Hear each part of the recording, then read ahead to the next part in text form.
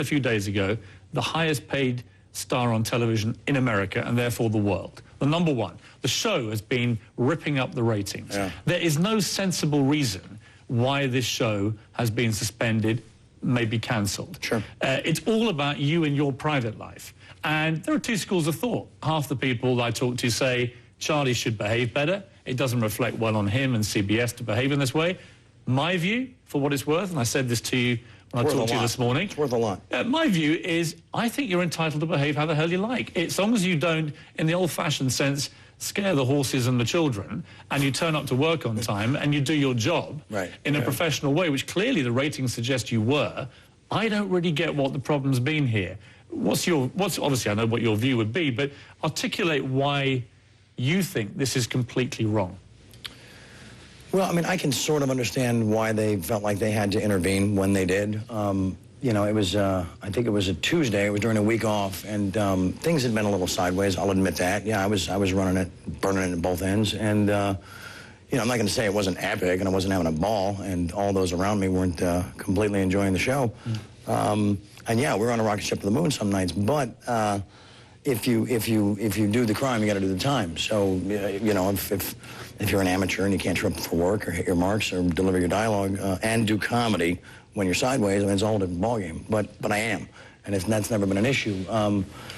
So it was during a week off. They rolled in and said, okay, you got to shut it down. And I said, okay, I get it. You've seen me as being unprepared. And so, did you ever feel, I mean, listen, you've talked this week about having benders that would put Keith Richards and Sinatra to shame, which I thought was pretty spectacular claim, Charlie. I mean, that's one hell of a bender.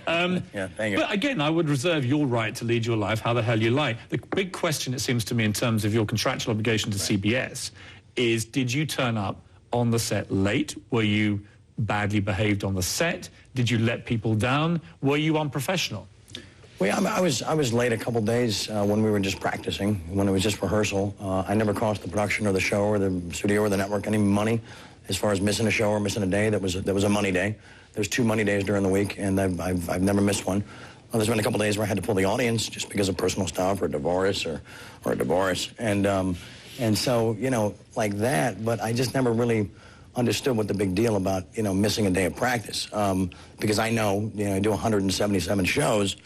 Not to promote being on autopilot, but you know, some of us are just better equipped to work in that headspace, you know. But yeah, they said I got too thin. They said I was too thin, and the year before they said I was a little bloated. So I was bloated and tanned, but thin and white. So I thought if I could mix maybe thin with tan, that bloated and white would go away. You know, yeah, this was sort of a color wheel. Yes, perfect hybrid. Yes. So too bloated and too white and so thin. I was skinny and tanning, mental tanning. But anyway, so they all started. They started putting me in a fishbowl, and every Friday night it turned into the big executive kind of in the corner, hush hush dialogue, whispered dialogue about my condition, and it was a really hard situation to work in. You know, I felt really it felt kind of weird. It felt creepy. It felt like I was being, I don't know, it felt like an intrusion, because I feel like when I step between the lines, that's the time I get to be free. You know, I can do all the rehearsing, all the practicing, all that stuff, and you know, go through the motions and give them a sense of what it's going to look like. But when I get between the lines, when it's time to play ball, that's when I feel free. I mean, you're a smart businessman. I don't know about that. Well, you are. You make a lot of money. You make, was it $1.8 million a show? Doesn't mean I save any. You know what? Whatever. You can spend it how you like, Charlie. Schmave. Yeah, but look, in terms of business, you understand how this works. Sure. I guess from CBS's point of view, the stories about your behavior, right, as they began to accelerate, they're getting advertisers screaming at them saying, this is not the fit we want for this show. Did any advertisers actually pull off? I'm just curious. Did we lose Gillette, Target, Walmart, Volvo? What is the answer to that? I don't know. Maybe you have. I don't know the answer. Answers. No, I don't know the answer. I didn't do that research. But did you hear that was the case? I heard threats of it. Yeah, which to me felt like, okay, that could be real. It could be just you know, just an empty threat. I don't know. Would you accept, if that was the case, that your behavior then had to be moderated? Absolutely, because then now we're into commerce. Right. Now we're into the money. Absolutely. Yeah, definitely. Did anybody at CBS tell you before they suspended you? Were there repeated warnings, as they're trying to suggest to people? There was one. That if you carried on behaving in this manner and it got into the papers, you would be in big trouble. There was one, but it wasn't delivered in a way that was, there was a threat. Les Moonves came to my house, and we had a very lovely chat at my kitchen table, and he said, look. He's the boss of CBS. Yeah, he said, just try to pull it back a little bit and just maybe get back below the radar. You know, and he was asking me to maybe locate a gear I haven't quite been too familiar with, you know. And I said, no problem, boss, no problem. Then the thing with the hernia and whatever else, it was like the hernia I heard around the world, you know. And it was a real hernia. So, but Les Moonves, to be fair to him, he did warn you in a friendly way. Would it be fair to say you didn't heed that warning?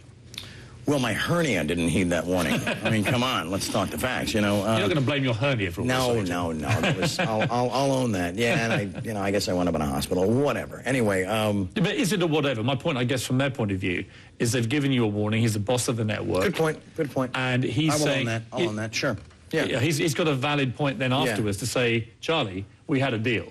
You looked me in the eye and you said, I'm not going to behave like this. Yeah, you're right. Okay, so yeah. So I was actually grateful when they came in, because it was during a week off, during the hiatus week, and you know, I was actually looking forward to maybe shutting this down, maybe looking for something else. It was getting a little boring, as I've said in a few of these other pieces. I just didn't have the same feeling, the same kind of traction that it had the previous 8 months, whatever. I overshot the mark.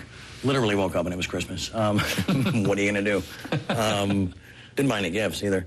So, so yeah, and you know, it was during the week when that was sort of already the headspace. So when they rolled in, I went, I get it. Okay, I'm grateful. I can do this. But I said, look, guys, here's the thing. I can't do this for too long, because I will heal very fast. And they're saying, well, we're talking about 6 weeks. I'm like, no. I'll heal in 1 or 10 days or whatever. And he said, well, okay, but we're thinking at least a month. I said, whatever, that's fine. The funny thing was that he said that the Warner jet is on the runway and you're going to Utah. And I looked at my manager and I said, hey, the first time I got the jet, right on, guys. So I agreed to shut it down. And then, as promised, I healed really fast. I said, guys, I'm ready to go back to work.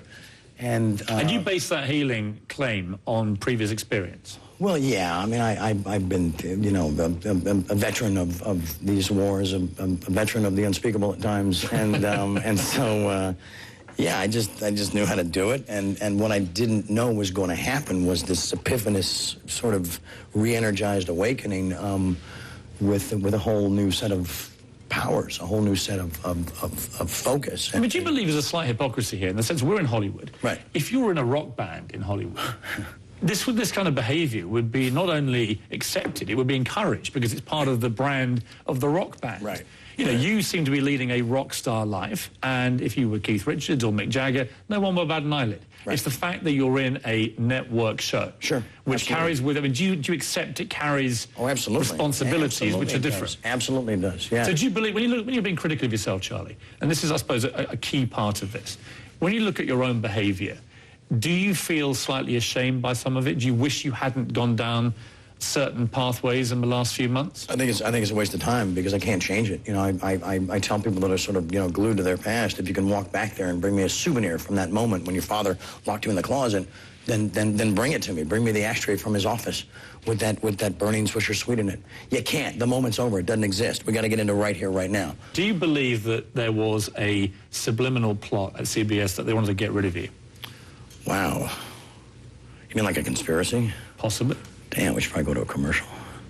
I'll tell you what. Oh, no, sorry. Hello. Actually, that's a good point. I don't know. Let's go to a commercial. No, I don't think so. Let's go to a commercial. So, yeah. Think about the answer to that question, because I think it's quite interesting. Right on.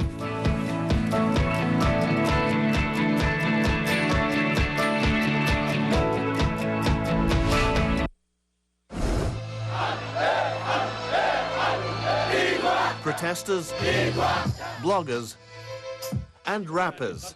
From Tunis to Tripoli, young people are on the streets to make their voices heard.